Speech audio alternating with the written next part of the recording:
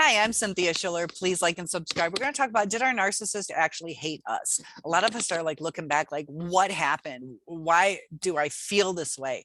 We're trying to get answers. Somewhere in our heart, we want to feel that we were loved. So I have a little bit of a different take on it, and I'd like you guys to comment below. The definition of hate is an intense or passionate dislike for the person. And we're going to talk about the twists and turns to kind of help you develop your take on it. So intense or passionate dislike for us. When we went through the love bombing stage, there was something about us that the narcissist was attracted to, something that they liked about us. So we go through this, they wanted to latch onto us. It's almost like they wanted to be us because they were mirroring us. They wanted that facade. They idolized us. And so they saw something in us, intriguing or interesting or attractive, or whether we had finances, or that, you know, or were professional or all educational, something about us they liked. But we got to remember that narcissists process things differently. And I hope you watch till the end, because there's a couple things that I'm going to bring up. But so as we're going through these relationships, we're being mirrored. And that's like their ultimate goal is to be in our realm. So as they suck us dry, the mirror changes. It's almost like they're starting to see themselves. They're pushing so much onto us and taking, because in a balanced relationship, we fill each other with love. But since they're taking away from us, all they have to give back is empty. So they're filling us with empty. And that's what they hate. They hate the emptiness. So we become needy. Now remember, the narcissist is in this to fill their needs. So they're starting to see themselves. So is it necessarily that they hated us? They hate what they filled us with. And so it's not really a guilt, but they kind of know they did that, and they basically destroyed a beautiful person. And so they have a little, like, kind of like, I don't know, if you damage something that you like, I don't know, you didn't take care of your car, now it's damaged. So you kind of hate yourself for not taking care of it. So it's that kind of guilt. Like, I should have done better. But oh well, too late, right? So the narcissist hates seeing themselves in us. They won't snap us back up to build us back up, because they can't fill.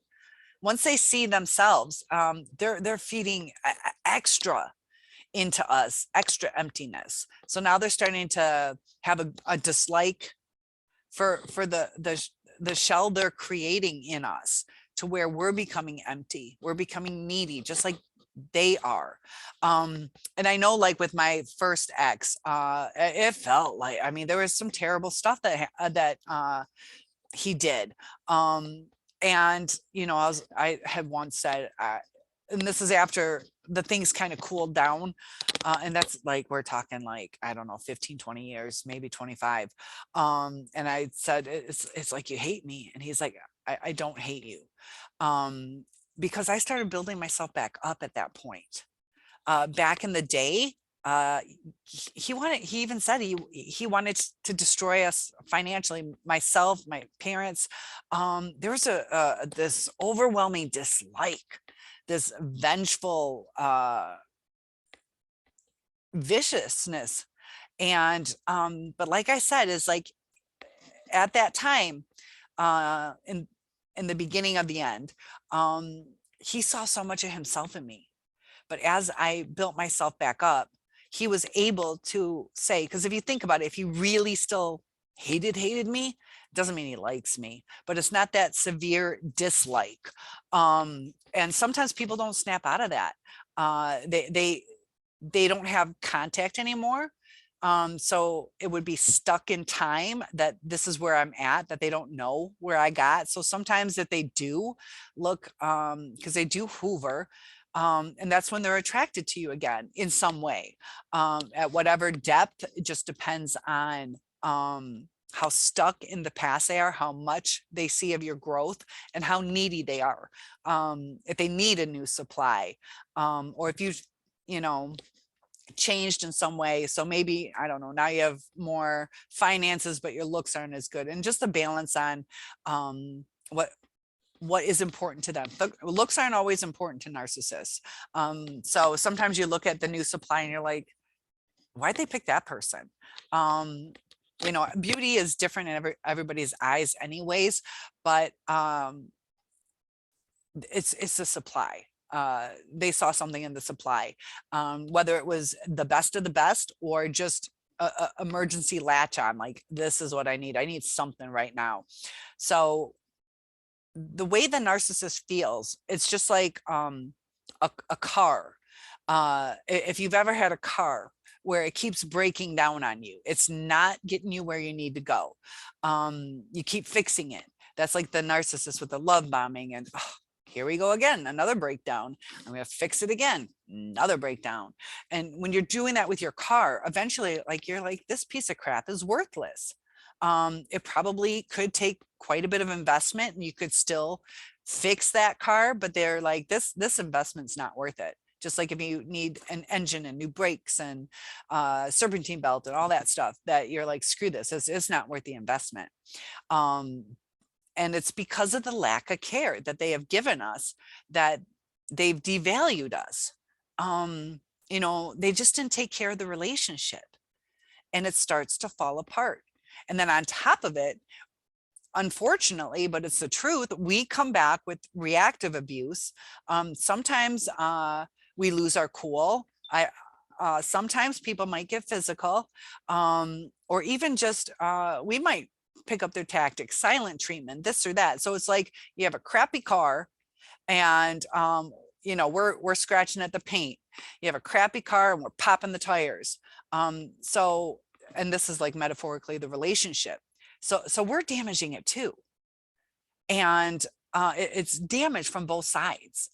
And we're kind of like, you know, let's scrape the paint off and repaint it. Like, I'm scratching, like, please help, please help. Let's do this. And they're like, no, now we have a scratched up car because you won't help me repaint it. So the narcissist over time might look back like, wow, that was a good supply. But it's just like they start to come into like a disregard. Like, they don't think about us. They don't ruminate and miss like we do. They don't self-reflect. Like, gosh, they might for a little bit. They do for a little bit, depending on your narcissist. But sometimes they'll be like, yeah, I probably could have tried harder. But that's the extent of it.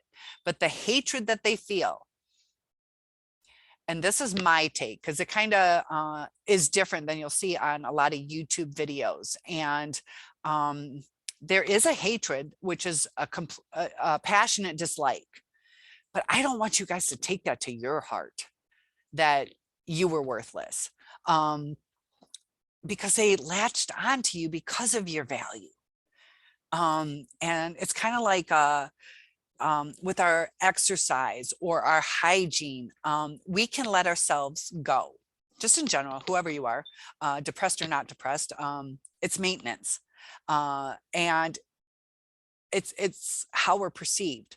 So we didn't allow our inner self to maintain, to set the boundaries. So it's kind of like letting our heart go. And it's kind of crazy because you're like, but I tried. And just like the narcissist, bipolar gets it from inside. Narcissists react from the outside. So we allowed them to become our fuel source. And it's just an imbalance. So when I say you let yourself go, you took on the narcissist traits to get filled within yourself through them. But you know, that's usually what a healthy relationship is I keep telling you, you guys keep feeding each other. And when you feed each other positive things, it grows, it works out, it's symbiotic. But you know, if I'm giving you I don't know, all the calories in the house, and you're supposed to feed me my dinner with something from the house, it's empty calories, so they're getting full, and we're starving to death. So now we're in a need, and the narcissist is taking so much that they're becoming metaphorically like morbidly obese. They're taking too much, to where it's killing both of us. It's killing both of us. It's killing both of our relationships. And we're a little bit different because we're in starvation mode, and needy. Think about it. Where would you survive better? Would you survive better in starvation mode or obesity? You know, you have to have nutrients. You have to have food. You can be morbidly obese for decades. Don't do it. It's not healthy. And sometimes it can be quick. You can, you know, damage yourself that much. But in starvation mode, you can only go so long. So we have more damage in a sense. They have more sustainable damage. And it's all from them taking. It's like if you give all your money away, you know, you're not going to have resources. The narcissist, the more they take, even if they don't care, they can always get more. I'll just go on to a new supply, but they have a constant resource that they'll take. So even if they waste it, they'll keep taking it because they're so confident they'll get it somewhere else. But we keep giving and we're not getting anything back. So we're depleted, and they're just carefree and get their needs when they need them. So as we're trying to figure out, did they hate us? I hate how they're saying that they hate us. So in a sense, what they've created us into, in a sense, they hate that. They love the person who you are at heart. You just have to rebuild your heart up and have confidence in yourself. And you're going to go through some struggles, sometimes some physical pain, but it's going to get better. Your health is going to start to regenerate. You know, I had gone out to a bar where I had been without my ex for like a year and a half. And they're like, wow, you look a lot better. And, you know, for one thing, I'm older, and it's like just something about the glow or whatever. Not that I'm prettier, but like healthier and glowing and not so sunken. Other people saw that, you know, and that's what people are attracted to. If you notice, it's not even like your gorgeousness, but your inner glow, your inner spirit, like the eyes are the heartway or the pathway to the soul, to where you can see how empty someone is or they're depressed. You can see that. So take heart that who you are, who you're going to rebuild yourself up to, is what attracted the narcissist to you. There was no hate, there was selfishness. There was selfishness, disregard, and disregard is different than dislike, a passionate dislike. So this is my take on it. They had a disregard. They were selfish. They didn't care, which is different than dislike, in my eyes, because I'm struggling with the way people are saying that they hated us. They were selfish, had disregard, but it doesn't match up to the definition in my eyes. And then when we felt that hate, it's because they created them in us. And that's what they hate. So we need to purge that part of them, that part of the emptiness that they put into us, and fill ourselves back up And there's nothing to hate about you. There is nothing that they could hate. They might disregard, but you're a beautiful person. And I am not comfortable saying that they hated you. Because like I said with my ex, when we were at the beginning of the end, I was so full of the reactive abuse or the neediness or the depression, because they're depressed too. So they hated what they created. They hated what they saw because they're mirroring here. But when we're at who we are up here. That's who we are. And that's my point, is there is nothing to hate about you. Somebody who loves, we often love unconditional, and that is a downfall. I have a hard time not loving unconditionally, but that's where we get screwed over. So we do need to set boundaries, and those are hard for empathetic people. There are times we have to walk away, and we try to look at our narcissist and we try to understand them, or kind of make excuses like, I understand. And like with my second ex, there was one time that he had said something, and gosh, I thought about it earlier today, and it was just, I see the little hurt boy. And it was just a glimpse, we weren't fighting or anything. He had just said something, and I'm like, there's some pain in this little boy. He's very confident, a little bit arrogant sometimes, funny, professional. And then just that one statement, I was like, wow, it's almost like I saw into your soul.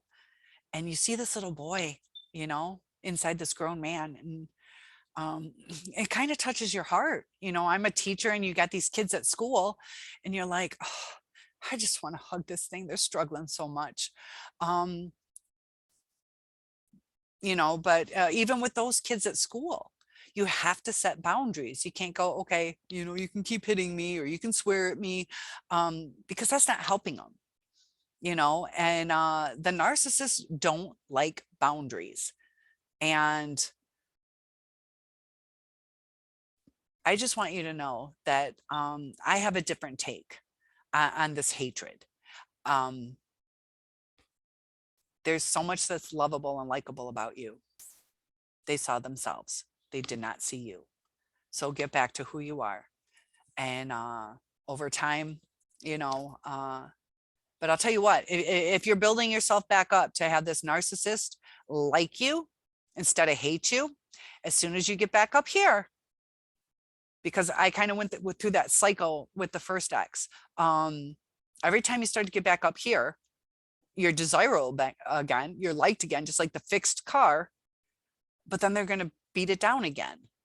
And then you got to really try, because the way they knock us down, it's just like, metaphorically, if you break my arm, it's going to take me time to heal. So you can't sit there with the damage they do and be like, okay, no, it's okay. I just needed 15 minutes. I'm healed. It takes time. And, each break to our heart sometimes takes longer, or it's just too overwhelming. If you break my arm, then break my leg and bash my head, and eventually your body's going to give out, just like your heart's going to give out. You can actually die from like a broken heart syndrome. That's why the longer you stay in these, the more trauma bonded you're going to become, the more empty you're going to become. So it's almost like, if you want your narcissist to like you, stay away and build yourself back up, but don't let them knock you down again. So big hugs to you guys. I just have a different take. If you guys can let me know your thoughts on that. But I like you, and have a good day. Please like and subscribe. One-on-ones are available, and I'll see you in the next video. Please give me some suggestions, and I'll see you soon.